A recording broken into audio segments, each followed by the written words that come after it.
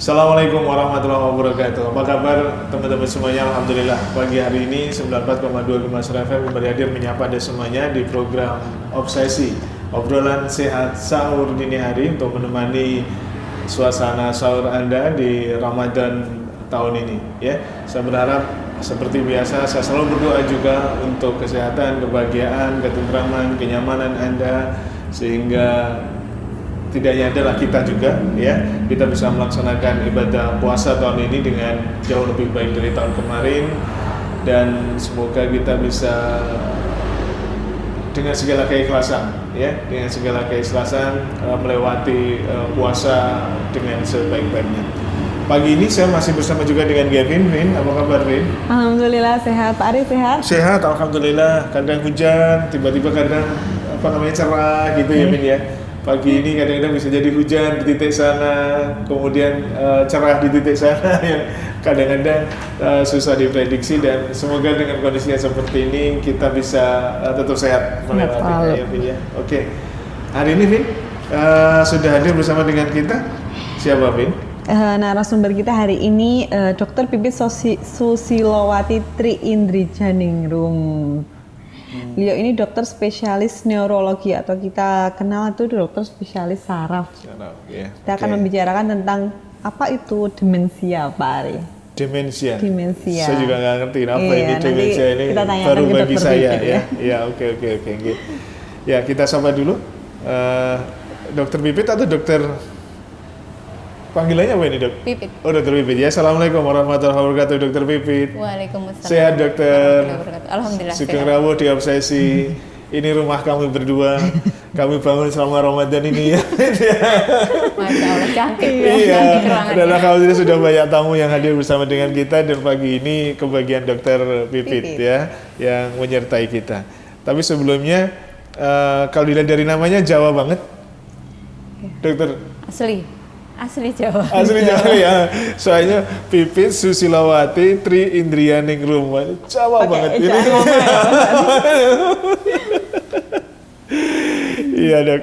Oke, hari ini kita bicara soal demensia ya. Ayo Vin, diawali kamu langsung buka laptopnya aja deh pagi ini ya. Ini mungkin masih awam ya dok ya, demensia itu mungkin apa sih dok yang dimaksud demensia itu? Kalau bahasa awamnya mungkin apa dok? Karena saya nggak tahu, makanya saya langsung saja ini. Demensia itu, ini per definisi ya. Demensia itu adalah suatu sindroma. Sindroma itu adalah kumpulan gejala yang disebabkan karena akibat berbagai penyakit. Jadi sebabnya nggak hanya satu, penyakit di otak yang sifatnya itu kronik progresif. Artinya dengan berjalannya waktu dia akan memburuk. Nah, yang ditandai dengan penurunan fungsi memori atau ingatan, kemampuan berbahasa, kemampuan mengenali sesuatu, kemampuan melakukan sesuatu, dan fungsi eksekutif, kemampuan memutuskan sesuatu atau tugas yang kompleks gitu ya, seperti itu. Berkurang atau hilang total? Apanya? Gejalanya? Iya, yang seperti kemampuan tadi dok. Tadi saya sampaikan kronik progresif. Dari dengan berjalannya waktu dia akan memburuk. Oh. Seperti itu. Oke. Jadi tidak langsung begitu, tidak ya? Step by step begitu ya? Betul. Jadi kalau orang banyak menyebutnya sebagai pikun. Pikun ya dok ya? Mungkin ya bahasa awamnya maksud pikun. saya tadi saya pengen, demensia itu lupa bukan dok? Lupa itu beda ya sama pikun ya dok? Ya, lupa yang dalam artian masih dalam batas normal, itu tidak bisa disebut sebagai demensia. Oh, gitu. Atau sesuai dengan usianya. Mungkin tidak bisa disebut demensia. Jadi tadi saya sebut kumpulan gejala. Jadi nggak hanya satu aja ya, gitu. Dan biasanya sudah mengganggu aktivitas fungsional, aktivitas sehari-harinya. Tapi bahasa enaknya pikun. Ya, bukan. Boleh ya. Nah, supaya saya gampang menggambarkan apa sih ya demensia, kalau lupa bukan ya, tapi kayaknya lebih ke pikun ya dok ya. Tapi ada orang tua yang disebut pikun tapi tidak sampai demensia, tapi sesuai usianya. Gimana kalau kita sebut demensia aja ya? Oh gitu ya. Iya. Oh berarti kita sepakat nih demensia ya, bukan pikun ya. Karena memang ada sedikit-sedikit perbedaan-perbedaan ya. Ada pikun yang sesuai usia, lupa masih dalam normal dan tidak mengganggu aktivitas sosial, fungsional, tidak disebut demensia. Oke. Dok, sebenarnya demensia itu apa yang terjadi dengan otaknya atau mungkin syaraf otaknya, apa yang terjadi, Dok? Terjadi kerusakan dari sel-sel. Jadi otak itu kan terjadi sel-sel, saraf namanya neuron. Jadi terjadi kerusakan. Jadi kalau di bagian memori ya, jadi ada beberapa bagian yang rusak. Akibatnya banyak, sebabnya saya tadi bilang penyebabnya nggak hanya satu penyakit, tapi berbagai penyakit bisa menyebabkan demensia. Jadi kerusakan dari sel-sel saraf otak sehingga tidak berfungsi. Ya, jadi tidak berfungsi. Sel-sel otak itu kan komunikasi antar sel juga ada yang bisa mengaktifkan, bekerja sebagai fungsi memori, berbahasa, melakukan aktivitas gitu. Kalau itu rusak ya tidak berfungsi sehingga bisa menyebabkan tadi demensia. Kabel-kabelnya itu ya, Dok ya? Boleh, ya kabel-kabelnya. Nah, kabel-kabel yang menuju dan dari otak itu yang bermasalah begitu ya? Ya, boleh. Syaraf itu kabel ya. Syarafnya otak ya, Dok ya. Kalau penyebabnya sendiri kerusakan itu apa, Dok? Apa karena usia atau karena ada penyebab lain? Iya, penyebab itu banyak. Yang pertama, pernah dengar mungkin demensia Alzheimer. Ya, itu yang penyebab terbanyak. Muhammad Ali kalau saya ingat saya. Jadi Alzheimer itu disebutkan 60-70% dari penyebab demensia. Itu genetik. Oh. Genetik. Itu ada faktor genetiknya. Jadi ada penumpukan beta amiloid di sel-sel otak, jadi mengganggu fungsi sel-sel otak itu. Penyebab kedua disebutkan adalah demensia vaskuler. Vaskuler itu kan pembuluh darah, misalnya kena stroke. Jadi apakah stroke bisa, Dok, menyebabkan demensia? Bisa, masuknya ke demensia vaskuler tadi.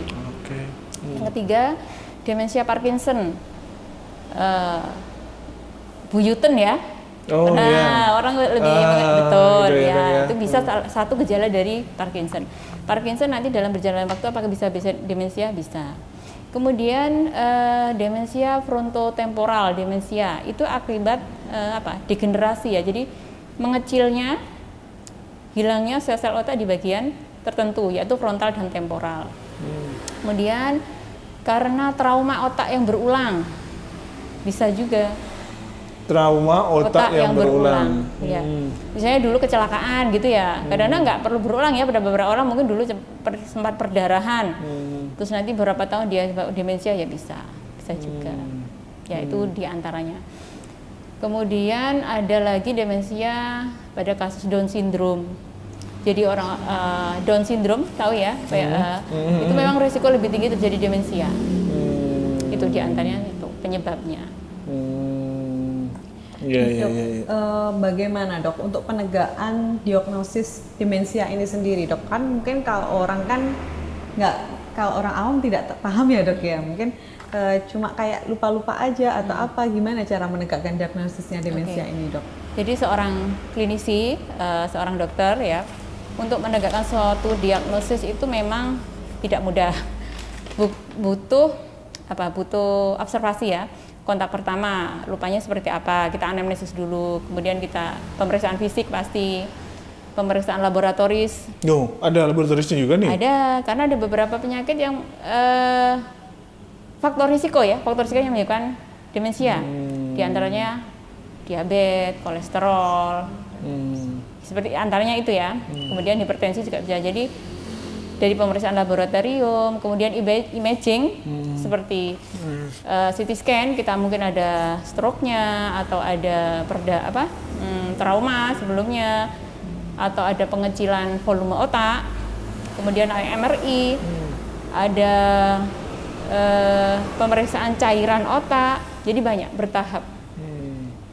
Dan ada juga tes-tes tertentu untuk menentukan tadi ya, apakah ini lupa-lupanya ini masih dalam batas normal sesuai usia atau memang sudah tidak normal gitu, atau sudah mengganggu aktivitas sosialnya sehari-harinya, aktivitas fungsionalnya sehari-hari seperti itu. Berkali-kali dokter menyatakan sesuai dengan usianya. Berarti memang seiring dengan usia seseorang itu ada kecenderungan untuk demensia, Dok. Ya, begini. Jadi kita kembali lagi ke faktor risiko. Apa sih, Dok, sebenarnya faktor risiko? Faktor-faktor risiko yang dapat menyebabkan demensia. Faktor risiko itu ada yang dapat diubah dan yang tidak dapat diubah. Dapat diubah dan yang tidak dapat diubah. Usia yang tidak dapat diubah. Iya betul. udah tahu. Pak Ari ini. Ya, betul. Jadi, Gimana ngomong Mbak sudah terima takdir ini? jadi begini, semakin usia meningkat, terutama dikatakan di atas 65 tahun, itu memang resiko meningkat. Oke. Jadi sudah nggak bisa dipungkiri lagi ya, itu sudah sunatullah ya. Bilangnya gitu ya Pak. Iya, nggak bisa diubah lagi ya, Dok, ya? Gitu. Yang kedua adalah genetik. Genetik kan kita nggak bisa ngubah ya. Iya, betul, Ketika betul. nenek kita pikun, berarti aku kayaknya ada resiko Ada genetik resiko pikun juga. nih gitu. Pikun kita artikan demensia ya. Yang ketiga disebutkan wanita itu berisiko lebih tinggi daripada pria. Pria. Udah, itu nggak bisa diubah ya. Iya. Nah, ya. Saya ulang nih dok. Saya ini mesti sama Gavin mesti ditanyakan sebenarnya, tapi ini sudah dijawab ya. lebih besar ya kalau wanita. Perempuan ya, Dok, resikonya ya? lebih besar. Oke. Oke. Itu diantaranya 3 yang termasuk Down syndrome tadi ya. Down syndrome itu kan sudah nggak bisa diubah. Kemudian ada beberapa faktor risiko yang bisa kita ubah. Misalnya tadi hipertensi, diabetes, kolesterol, sindrom metabolik, obesitas.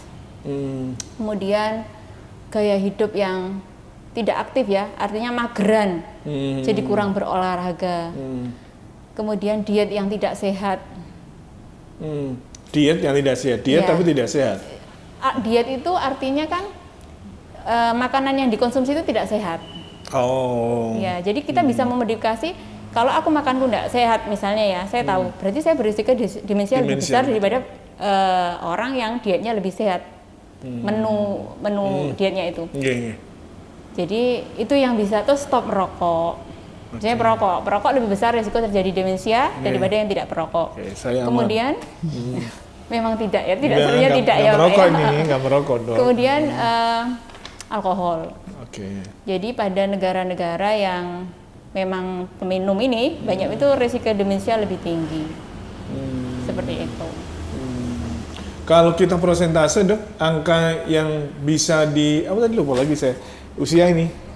Iya. Usia juga artinya faktor yang bisa dirubah dan tidak dirubah itu lebih tinggi yang mana dok? Pastinya kan faktor risiko yang tidak diubah kan cuma 3. Yang tidak diubah kan lebih banyak nih.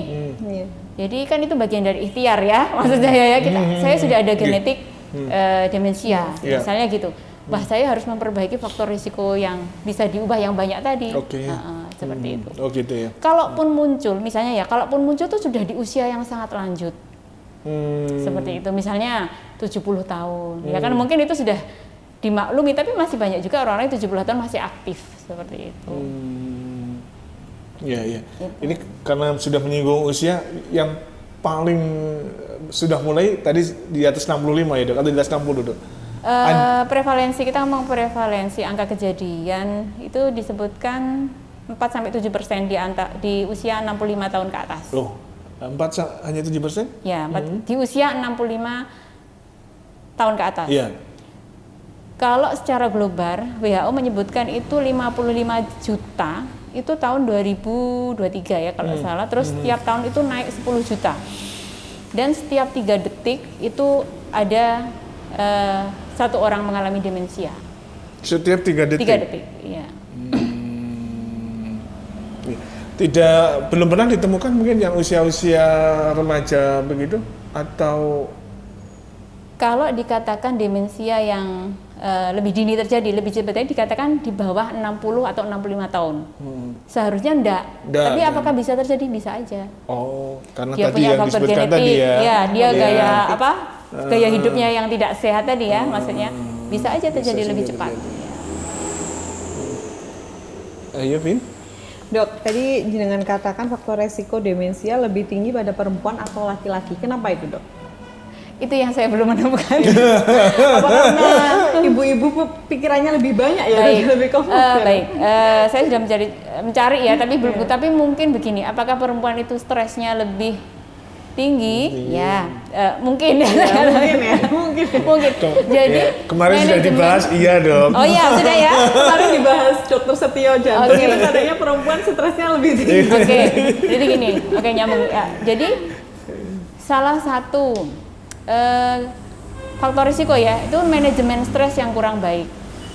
Jadi ketika kita stres itu kan terjadi peradangan di tubuh kita. Jadi hormon-hormon kortisol itu meningkat. Ya itu yang nggak bagus juga untuk fungsi sel-sel otak kita. Itu. Yang kedua, waktu tidur yang tidak cukup. Mungkin ibu-ibu kan juga banyak ya, sebelum keluarga bangun dia sudah bangun duluan. Mungkin loh ya, mungkin lah ya. Ini tidak memvalidasi diri sendiri. Iya. Bapak-bapak harus jaga nih, Pin, diingat. Oh, jaga tidurnya lebih malam nih. Oh gitu ya. Ini bukan memvalidasi ibu-ibu. Ya. Jadi manajemen stres okay. sama waktu tidur yang cukup itu memang penting. Ya. Oke, nanti kita lanjutkan lagi dok soal demensia ini. Semoga ini menjadi sesuatu hal yang baru yang barangkali perlu terus Anda cermati juga, dan karenanya Anda harus tetap juga bersama dengan kita. Tapi saya ingatkan kembali, segera nikmati sahur Anda ya, sambil tetap menikmati obsesi ini, dan jangan lupa untuk berdoa melaksanakan ibadah puasa esok hari. Kita akan balik lagi selepas beberapa catatan ini.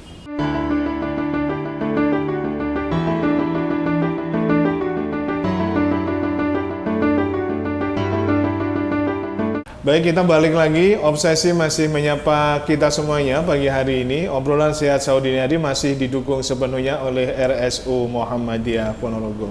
Jadi sekali lagi saya ingatkan, segera nikmati sahur Anda untuk melaksanakan ibadah puasa esok hari. Jadi jangan jadikan kami biang begitu yang menjadikan Anda mungkin agak terlambat menikmati sahur ya. Jadi karena dua-duanya bisa seiring sejalan. Artinya sambil sahur Anda masih tetap bisa mendengarkan kami, atau barangkali sebenarnya program ini bisa Anda nikmati juga setiap saat. Anda tinggal buka YouTube saja dan buka channelnya RSU Muhammadiyah Ponorogo, RSUM, atau di kanal YouTube-nya Gemas Ria FM ya. Silahkan Anda akan bisa menemukan kami berdua, kami bertiga di obsesi obrolan sehat sahur dini hari. Yuk Vin, kita lanjut lagi masih dengan Dr. Pipit, spesialis saraf atau neurologi ya, masih seputar demensia. Semoga kita tidak menjadi demensia awal pagi ini ya. Ayo Vin. Dok, ada peribahasan yang mengatakan ketika orang semakin tua itu akan kembali lagi seperti bayi. Sebenarnya itu apakah juga ada kaitannya seperti demensia itu tadi, dok? Iya. Semakin bertambah, itu benar. Semakin bertambah usia, otak kita itu mengecil. Tetapi begini, apakah semua orang semakin tua otaknya mengecil? Kalau pengecilannya masih dalam batas normal, tadi saya sebutkan, ya mungkin tidak akan mengganggu ya. Tetapi ada beberapa orang yang mengecilnya tuh baru usia berapa gitu ya, udah mengecil.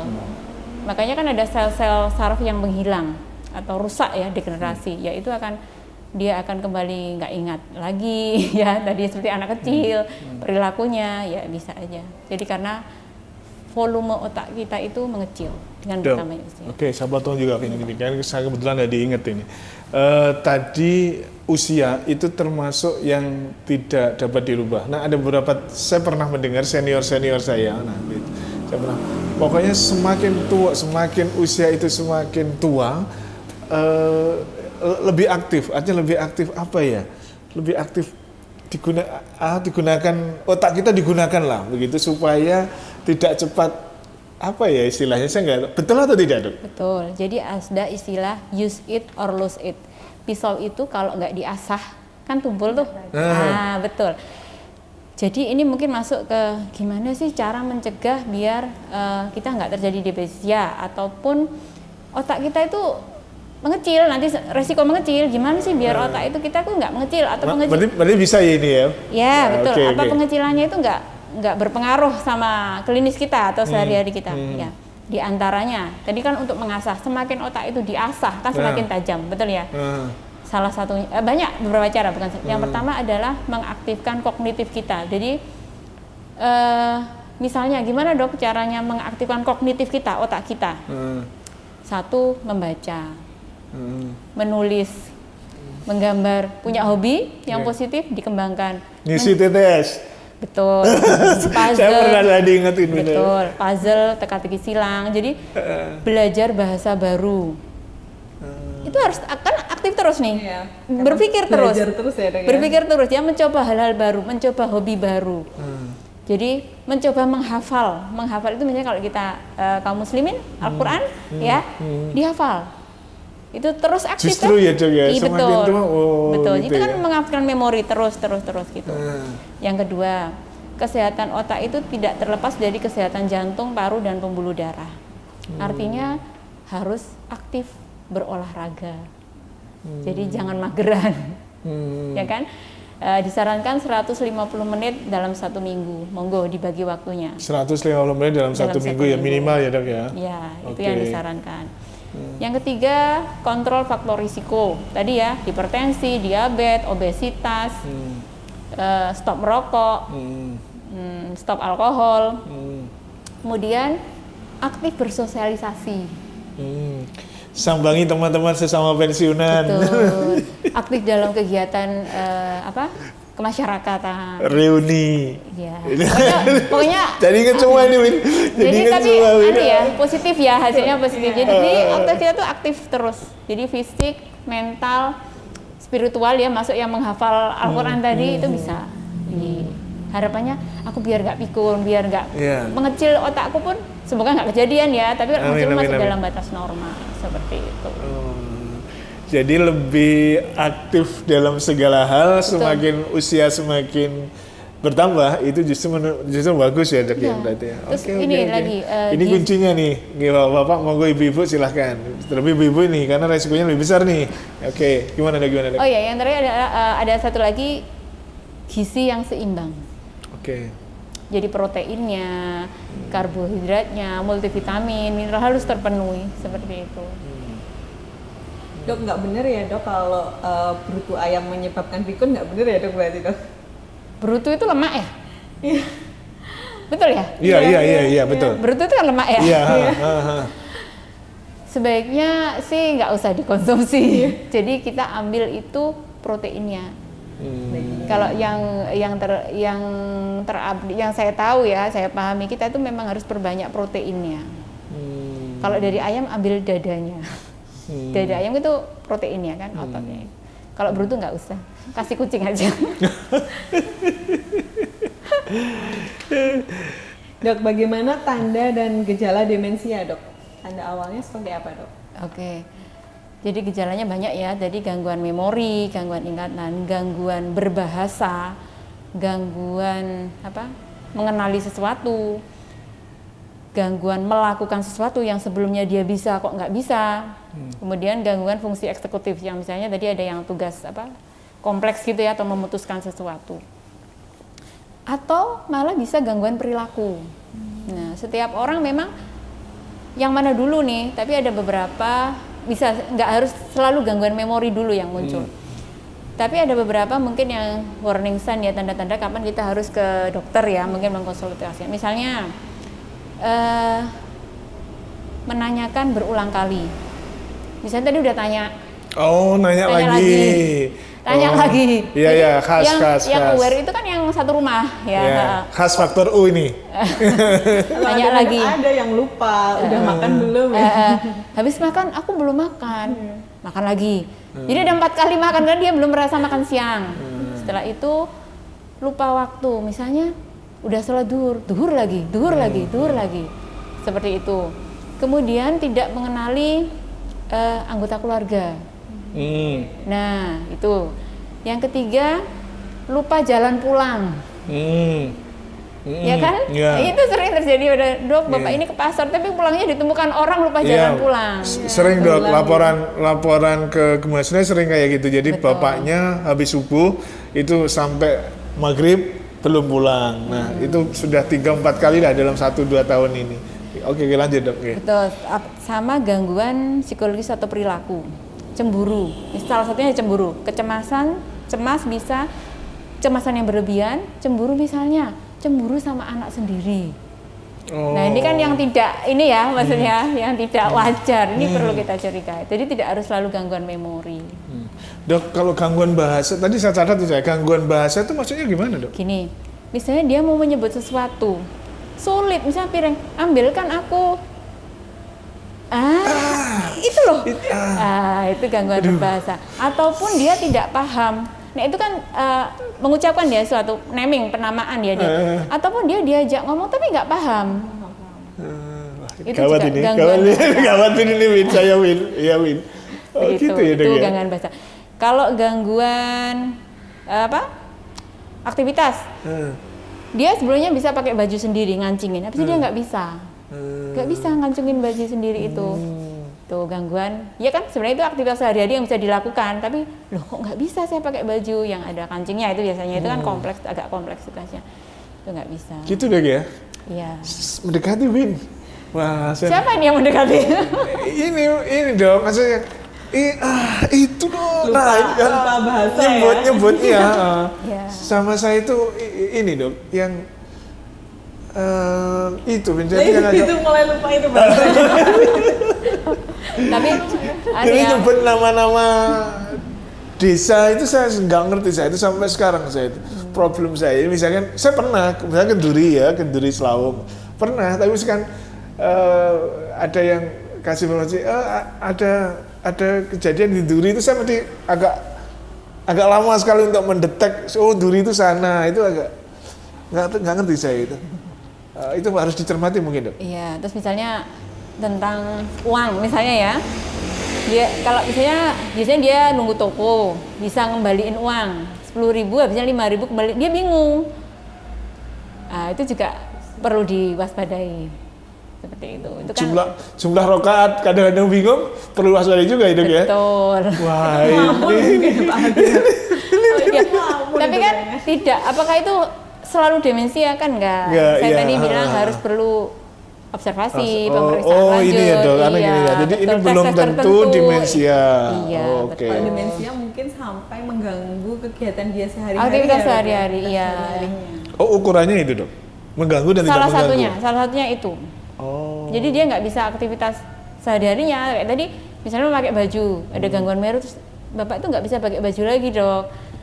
Jadi memang diagnosis demensia itu tidak sesimpel itu. Jadi butuh proses, butuh evaluasi juga gitu. Ini sebenarnya dekat ya Pak Ari dengan kita sehari-hari ya. Maksudnya banyak contohnya, tapi mungkin belum banyak orang yang aware tentang ini. Iya, betul. Oke, nggih.